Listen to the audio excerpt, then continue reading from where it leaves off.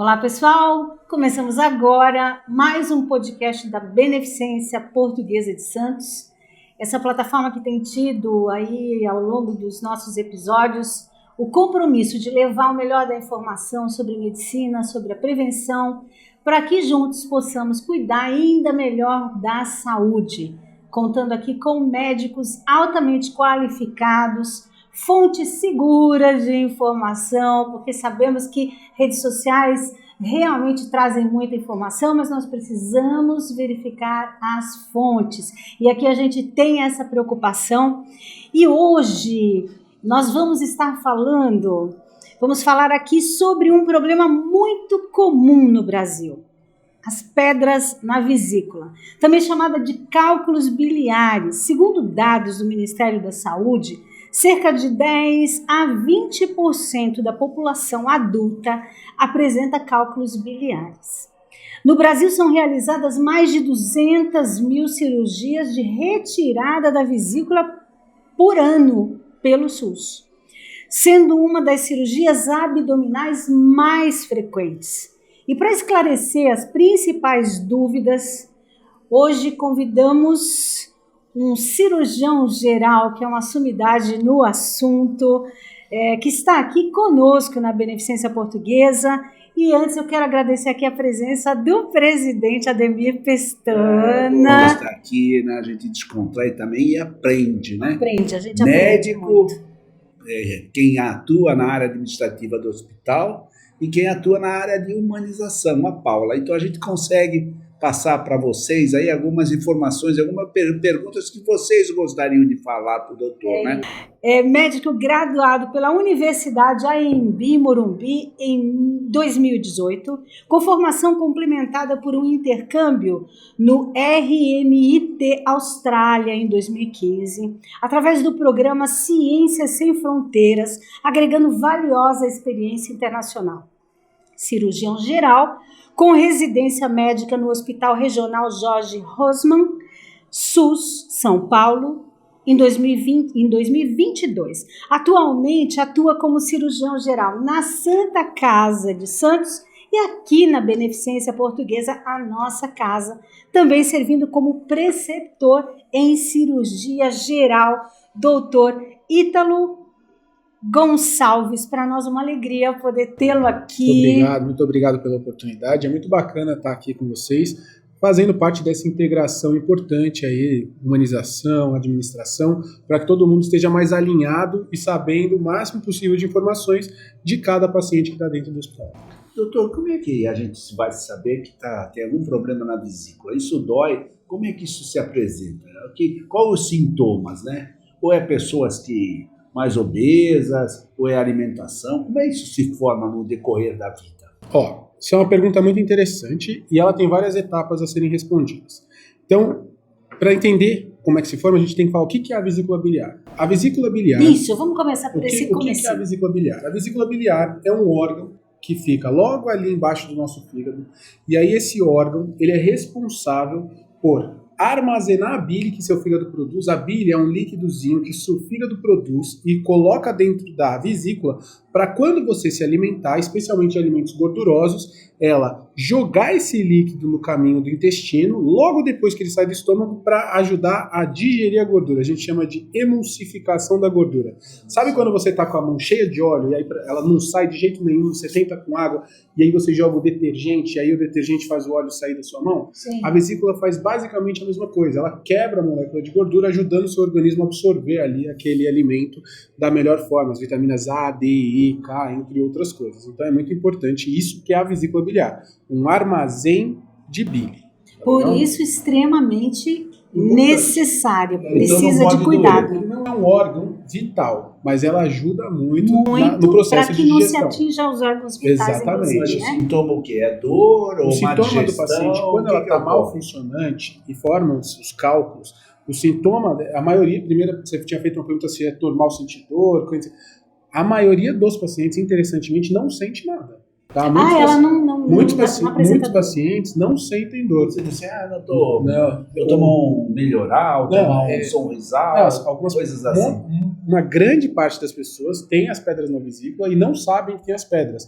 Uma boa parte dos pacientes que chegam no consultório, os estudos mostram que uma boa quantidade desses pacientes são assintomáticos. Eles pegam, descobrem através de um ultrassom de abdômen que fez. Muitas mulheres, quando vão no ginecologista, pedem aquele ultrassom de abdômen total, acaba descobrindo ali as pedras na vesícula e aí acabam vindo na consulta para serem avaliados.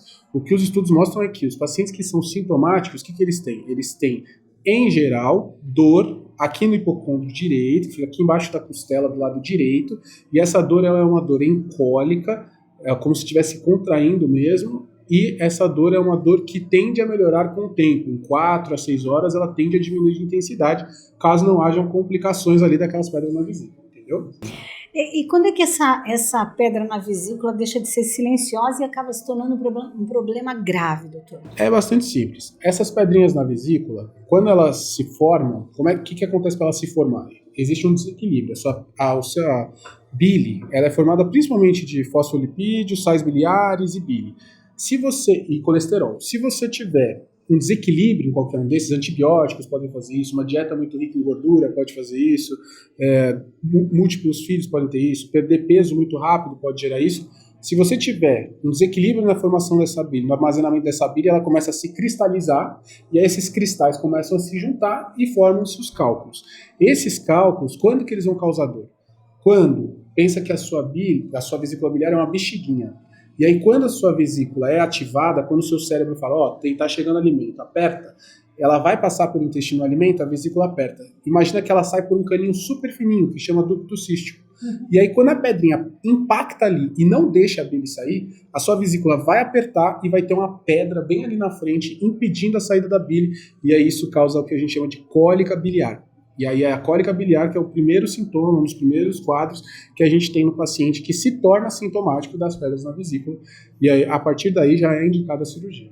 Da cólica biliar em diante já é indicada a cirurgia. Não a retirada, né? A retirada do cálculo. A retirada da vesícula. Isso é uma dúvida muito constante. Olha, é isso interessante é uma dúvida muito isso. boa, muito constante mesmo.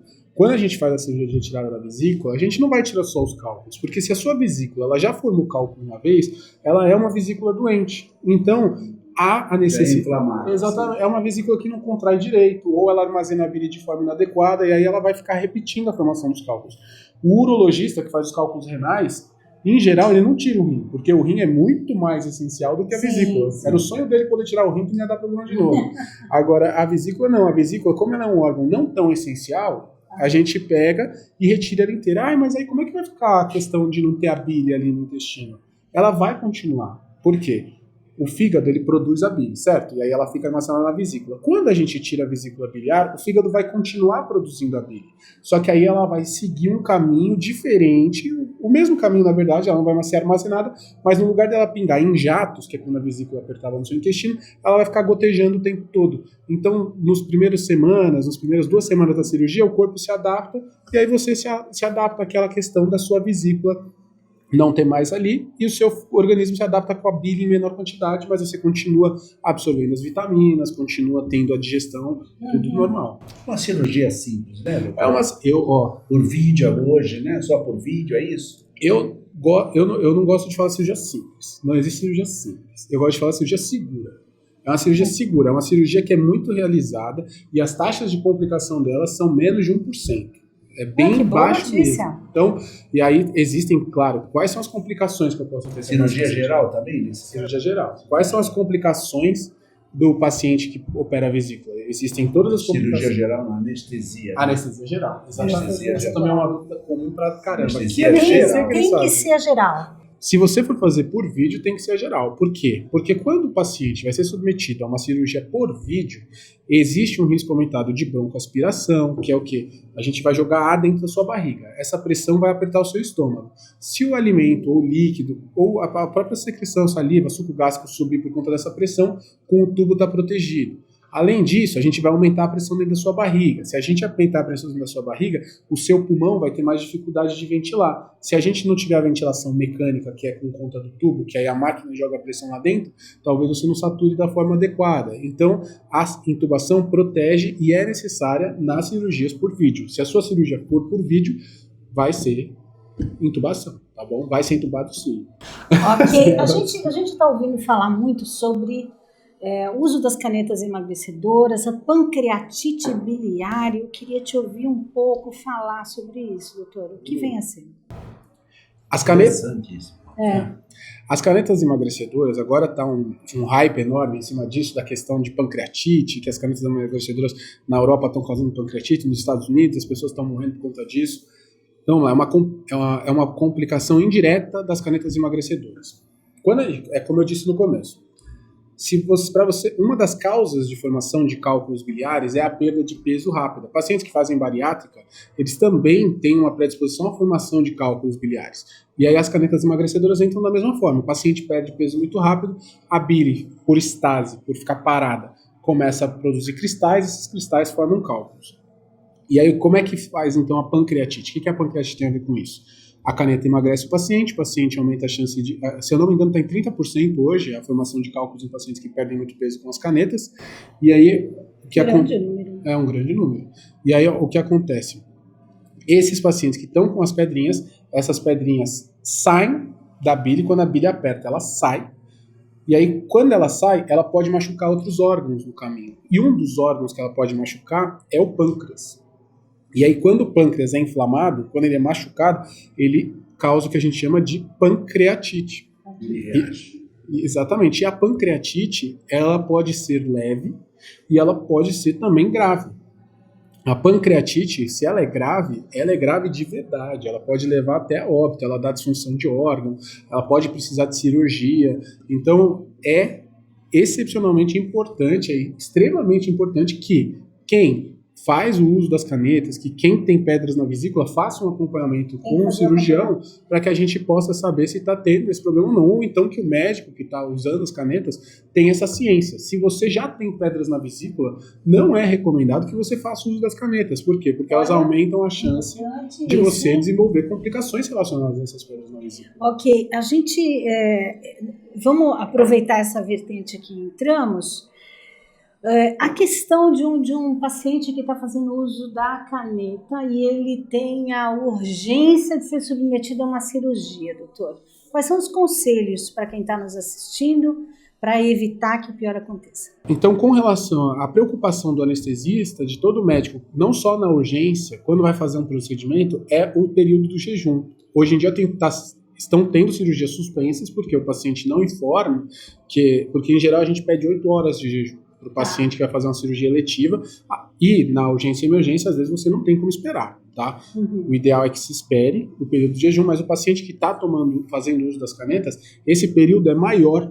Então, quando já aconteceu de suspender cirurgia eletiva, porque o paciente está fazendo uso das canetas, não dá o tempo certo, porque o risco é, quando o anestesista for fazer o procedimento, for fazer a intubação, o alimento voltar e broncoaspirar. Exatamente isso. Perigo, né? É um perigo. Não pode. Por isso que tem que ser honesto também quando faz a entrevista. Tem que ser honesto, e assim, como a gente sabe que tem muita gente nos assistindo, doutor, qual é a orientação para essa pessoa que está ali, esse tempo de jejum, só para ficar claro, como uma orientação sua? Você diz do tempo que a pessoa tem que ficar sem comer? Isso. Para fazer o procedimento quando vai fazer? Se estiver fazendo uso de Mounjaro, só para conscientizá-los. Se for uma cirurgia de urgência e emergência, tem que fazer. Tem que fazer. Não tem que fazer, tá? E aí tem uma questão de... Mas tem que fazer, vamos esclarecer essa dúvida, tem que fazer, mas aí pode broncoaspirar? Exato. Como é que funciona? Quando o paciente tem que fazer o procedimento, isso é até interessante. Quando o paciente, vamos falar, é uma emergência, vou ter que fazer a cirurgia do paciente, não dá para esperar o período de jejum dele, eu sei que ele comeu. Isso. O que o anestesista faz, né? Aí é uma decisão do anestesista e do cirurgião, claro, a gente conversa, mas aí o anestesista em geral faz o que a gente chama de sequência rápida de intubação. É uma anestesia que ela usa drogas e vai numa velocidade diferente de uma anestesia normal, porque você não quer, e até drogas, se eu não me engano, eles fazem uso de algumas diferentes para que não haja tanto relaxamento, mas é chamada de sequência rápida porque ela é mais rápida e o paciente, para evitar que o paciente tenha a broncoaspiração, mas não é garantido também, por isso que a gente quase nunca quer fazer desse jeito, entendeu? Para a gente voltar à pedra na vesícula, ela pode evoluir para um câncer? Como é que funciona? Existe relação, tá? O que os estudos mostram? Os cálculos, por exemplo, paciente que não sente nada. Ah, mas eu não sinto nada, eu não quero operar minha vesícula, não tem porquê. Porque muitos pacientes vão para o consultório sem sintomas e não querem operar porque não sentem nada. E aí quer fazer um acompanhamento. Mas pedras na vesícula com mais de 2 centímetros, essas pedras, elas não são opcionais, porque elas estão relacionadas a um risco aumentado de câncer da vesícula. Então, se você tem uma pedra maior do que 2 centímetros, ela aumenta sim a chance de desenvolver um câncer ali naquela região, independente de sintoma. Mas não sinto nada. O ideal é retirar essa pedra. E quando se tem pedra e não é cirúrgico, qual é o tratamento? Vamos lá, isso é interessante também. Muito. O tratamento das pedras na vesícula é a cirurgia. É a retirada videolaparoscópica da vesícula. Então toda pedra na vesícula precisa de cirurgia. Para você se considerar tratado de pedras na vesícula, o tratamento é a cirurgia, tá?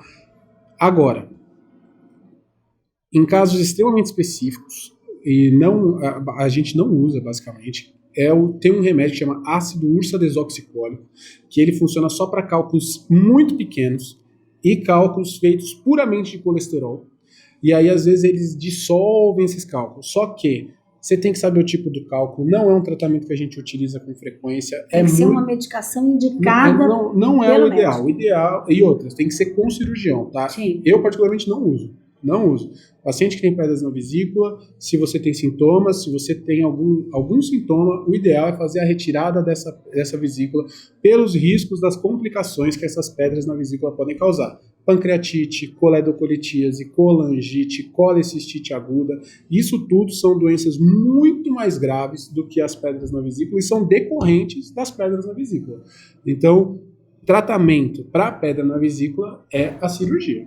Tá. Tratamento. A pessoa consegue viver sem a vesícula normalmente? A pessoa, ela consegue viver tranquilamente sem as pedras na vesícula. Existem um grupo de pessoas aí na internet que fica tentando vender, falando que pessoas que tiram as vesículas vivem 10 anos a menos, pessoas que tiram a vesícula têm que suplementar vitamina para o resto da vida, pessoas que dá para tirar as pedras na vesícula com chás. Aí o pessoal até posta foto nas redes sociais. O pessoal posta foto das fezes com cálculos, só que na verdade aquilo é saponificação de gordura, de alimento, aí forma um negócio que parecem as pedras e a pessoa jura de pé junto que as pedras saíram. Eu tenho uma grande briga aí na internet com muita gente assim. E aí então é um negócio complexo. Existem pacientes que mudam um pouco o estilo de vida, sim, tá? Existem pacientes que acabam ficando com alterações do trânsito intestinal, tá? Uhum. Esses pacientes podem sim, mas é raro, precisar de suplementação de vitaminas A, D, E, K, que são as principais relacionadas, mas são a grande minoria. A maioria dos pacientes que faz a cirurgia da vesícula vive uma vida normal depois da retirada da vesícula. Não tem esse negócio de ficar tomando vitamina pro resto da vida. A vida do paciente volta ao normal em 15 a 45 dias. Tomar bastante água é importante também para a vesícula. E refrigerante, assim, tipo Coca-Cola. Será que a Coca-Cola ajuda a desenvolver mais cálculos? É isso?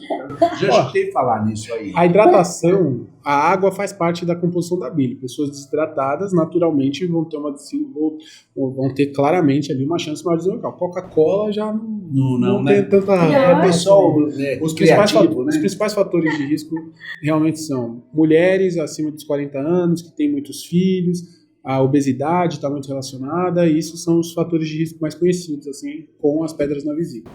Sem vesícula, qual é a restrição alimentar? Só no começo. Só depois que você faz a cirurgia, logo na primeira semana ali, nem é obrigatório, tá? Mas a recomendação é que você não ingira alimentos gordurosos nesses primeiros dias.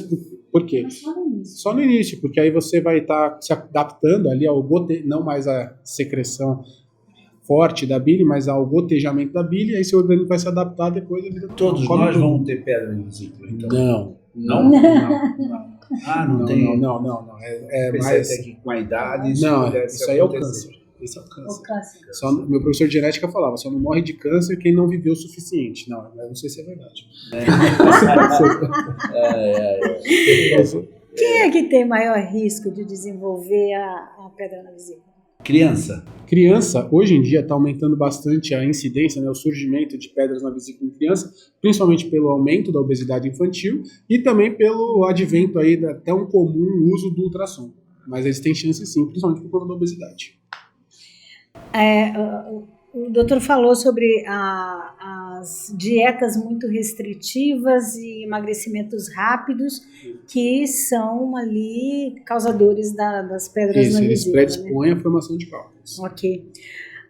A alimentação gordurosa aumenta esse risco. Acho que é importante isso ficar claro, né? Sim, dieta rica em colesterol, porque você causa um desequilíbrio ali na sua bile. A bile, ela é formada por uma tríade muito delicada. Se você tiver um desequilíbrio para qualquer lado, aumentou a bilirrubina por hemólise, ou então o paciente ingere muito colesterol, ou desidratado, isso tudo, alguns antibióticos, algumas medicações, pode desequilibrar essa tríade, e aí faz com que os cálculos se formem em cristal. Primeiro a bile se forma em cristal, e depois esse cristal consecutivamente vire as pedras na vesícula. Então isso tudo é muito importante na avaliação. Ok. Exames, então, para identificar é o ultrassom? O melhor exame para ver as pedras na vesícula é o ultrassom, tá? Porque, como é feito de colesterol, a maioria das vezes os cálculos, a gente vai ver ali a sombra acústica, vai ter ultrassom, ele vai passar a maquininha aqui, e aí pelo transdutor ele vai ver que forma uma sombrinha ali na vesícula. Essa sombra, cada sombrinha dessas é uma pedrinha que está ali em cima fazendo a sombra para baixo. Uhum. Agora, o tamanho dessas pedras, doutor? Varia. Você tem desde qual é o maior microcálculos, tamanho que o senhor já encontrou? que eu já encontrei, que eu já tirei, foi 2,7. 2,7 centímetros, parecia um meteoro. Era muito grande, super difícil de tirar. Meu Deus do céu! Eu lembro porque foi muito grande mesmo. Eu falei, nossa, pelo ultrassom a gente já sabia que ela tinha esse tamanho, e ela realmente tinha esse tamanho, porque às vezes o ultrassom erra, tá? Doutor, o que é a colicistite? Vou até falar do que exame. Ela preocupa? Vou até somar com o que você perguntou do exame. Existem exames para cada problema da vesícula. Então, por exemplo, se você tem suspeita de que tem as pedras na vesícula, você vai fazer um ultrassom e aí você vai descobrir que tem pedras na vesícula. Se você agora piorou, não é mais uma pedra na vesícula simplesmente, é uma colicistite.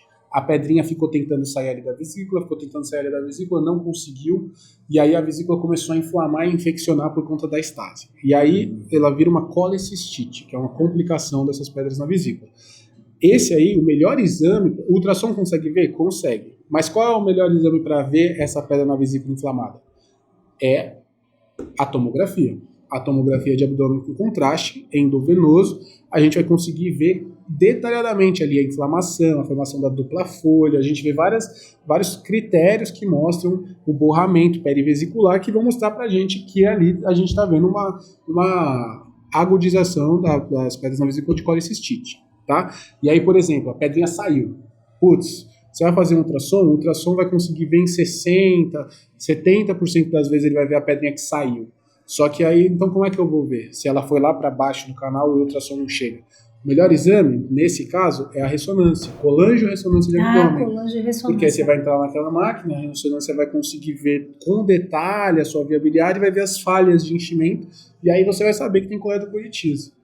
E aí, para tirar essa pedrinha da via biliar, antigamente se fazia muito cirurgia, mas hoje em dia uma endoscopia específica, que é a CPRE, já consegue ir lá, entrar, tirar o cálculo, deixar a via biliar drenada para a gente tirar a vesícula com segurança. E apendicite e vesícula, as pessoas às vezes confundem, né, os dois? Porque eu até falo, a vesícula, a cólica é do mesmo lado, só que um é em cima e o outro é embaixo.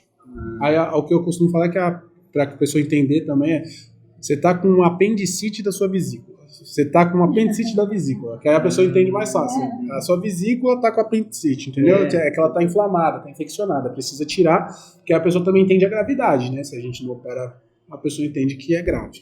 Doutor, o assunto é tão agradável que a gente caminha para o final assim e quando vê já está estourando o nosso tempo, né?